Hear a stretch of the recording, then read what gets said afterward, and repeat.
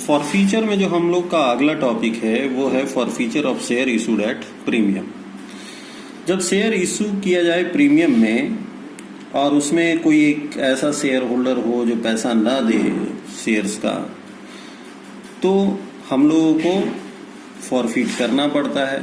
जैसे हम लोग पार में करते हैं वैसे ही प्रीमियम में भी करते हैं, लेकिन यहाँ थोड़ा सा अलग हो जाता है। जब प्रीमियम का टॉपिक आए या क्वेश्चन में प्रीमियम दिया रहे तो हम लोगों को देखना है कि क्या वो शेयर होल्डर जिसका शेयर हम फॉरफीट करने जा रहे हैं, क्या वो प्रीमियम का पैसा दिया है कि नहीं दिया है। ठीक है, तो एक केस हो जाता है हम लोगों का forfeiture of shares issued at premium में कि when premium amount is paid by the share holder. ठीक है, एंड सेकंड टॉपिक जो हो जाता है वो हो जाता है when premium amount is not paid by the share holder.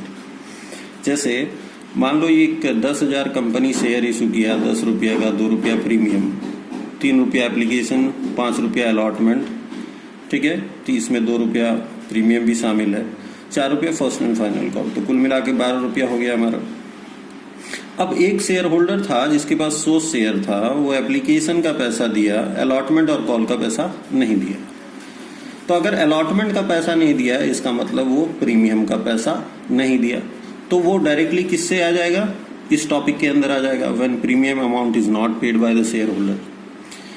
हाँ, अगर वो अलॉटमेंट का पैसा दिया हुआ है और सिर्फ फर्स्ट एंड फाइनल कॉल का पैसा नहीं दिया और उस बेसिस पे उसका शेयर को फॉरफिट कर लिया गया, तो हमारा वो टॉपिक किस में आ जाएगा, when premium amount is paid by the share holder, क्योंकि वो अलॉटमेंट का पैसा दिया है और जैसा कि वो अलॉटमेंट का पैसा दिया इसका मतलब है वो प्रीमियम का पैसा भी दिया।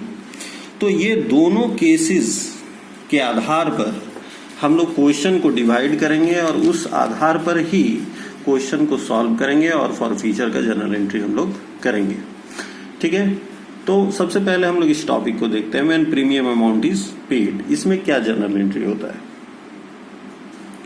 तो ये है वो जर्नल एंट्री जो तुम लोगों को करना पड़ेगा। हम लोग यहाँ पे लिखे हैं forfeiture of share issued at premium in case premium amount is paid.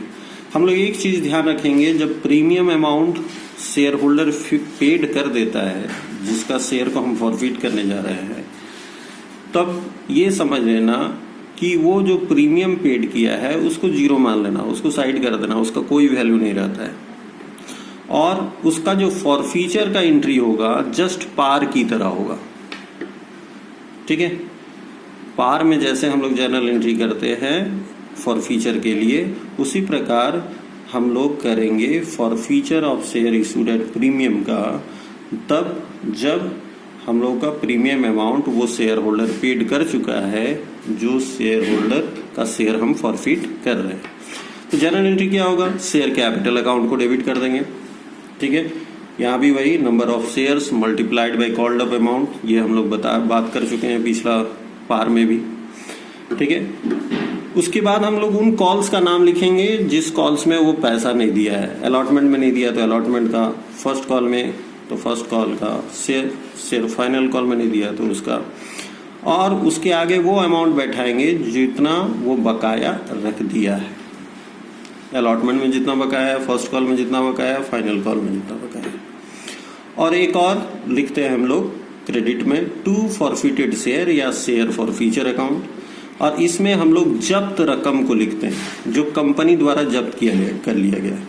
अगर अलॉटमेंट, फर्स्ट कॉल और फाइनल कॉल का पैसा वो शेयर होल्डर नहीं दिया, इसका मतलब वो एप्लीकेशन का दिया, तो एप्लीकेशन में वो जितना भी पैसा दिया वो आ जाएगा फॉरफिटेड शेयर्स में।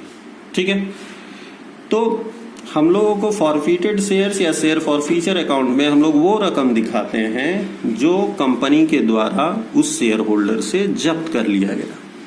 इसको ध्यान में रखोगे, ये बात हम पिछला वीडियो में भी बताए थे।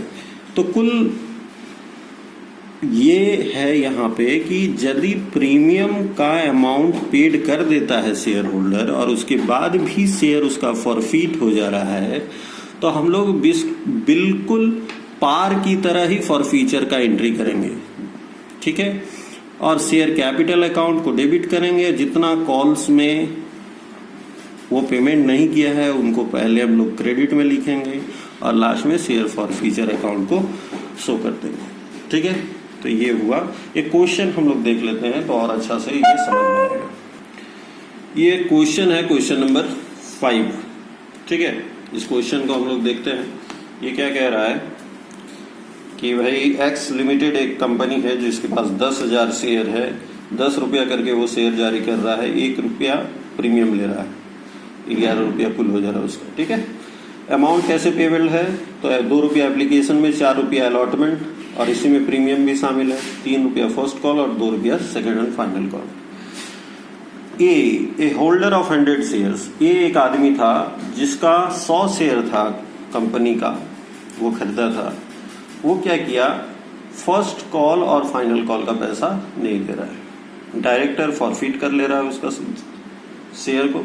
Give journal entries regarding the forfeiture of share, हम लोग को सिर्फ फॉरफीचर का एंट्री करना है यहाँ पे। तो यहाँ पे देखो एक चीज जो ध्यान देने वाला बात है, वो एप्लीकेशन का पैसा दिया है, अलॉटमेंट का पैसा दिया है, और फर्स्ट और फाइनल कॉल का पैसा नहीं दिया है। अगर वो अलॉटमेंट का पैसा दिया है, इसका मतलब वो प्रीमियम का पैसा दिया है ना। तो ये हम लोग का पहला टॉपिक हो गया, when premium amount is paid by the share holder, ठीक है। अब इस क्वेश्चन को हम लोग सॉल्व करेंगे। तो ये है इसका सॉल्यूशन। हम लोग यहाँ पे जस्ट क्वेश्चन का एक समरी लिखे हुए हैं। 10,000 शेयर जारी किया कंपनी, 10 रुपया करके, +1 प्रीमियम, 2 रुपया एप्लीकेशन, 4 रुपया अलॉटमेंट, 3+1 है, ठीक है। 3 रुपया फर्स्ट कॉल और 2 रुपया सेकंड एंड फाइनल कॉल।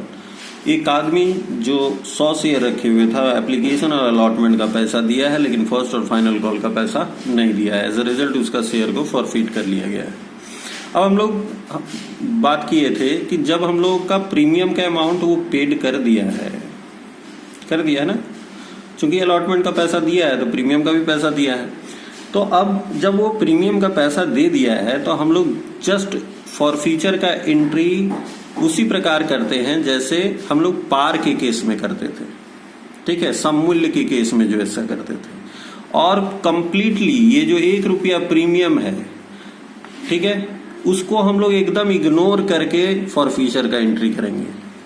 ये जान लो, अगर प्रीमियम का पैसा पेमेंट कर दिया गया है तो उसका फॉरफीचर के समय कोई हमको उसका उल्लेख करने का जरूरत नहीं है। हाँ, अगर प्रीमियम का पैसा का भुगतान नहीं किया है और उसका शेयर को फॉरफिट कर लिया गया है, तब उस प्रीमियम को दिखाने की आवश्यकता है। नहीं तो जब प्रीमियम का रकम का भुगतान कर दिया है, उसके शेयर को फॉरफिट कर लिए हैं, तो अगर भुगतान कर दिया है तो उस प्रीमियम को कहीं भी फॉरफीचर में दिखाने की आवश्यकता नहीं। अब हम लोग जो जर्नल एंट्री करेंगे वो देखो क्या हो जाएगा। Equity share capital account debit, तो 100 शेयर फॉरफिट कर रहे हैं हम लोग, और कॉल्ड अप अमाउंट कितना है, मांगी गई राशि 10 रुपया, तो 1,000 हम लोग लिख दिए। अब कौन कौन पैसा नहीं दिया है, किसमें कॉल में, फर्स्ट कॉल और सेकंड कॉल में, तो फर्स्ट कॉल लिख दिए।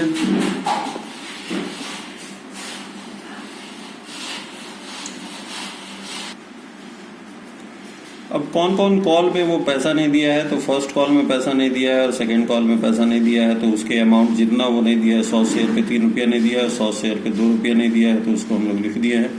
और 2 शेयर फॉरफिटेड अकाउंट या शेयर फॉरफीचर अकाउंट, कितना वो दिया है उसको दिखाते हैं यहाँ पे। 100 शेयर पे वो क्या दिया, तो वो 2 रुपया दिया एप्लीकेशन का, और यहाँ पे वो 4 रुपया दिया। लेकिन हम अभी थोड़ा देर पहले बताया है कि जब वो कोई भी आदमी प्रीमियम का रकम का भुगतान कर दे तो प्रीमियम का वैल्यू 0 हो जाता है, फिर उसको हम लोग फॉरफीचर के समय नहीं जोड़ते, ठीक है।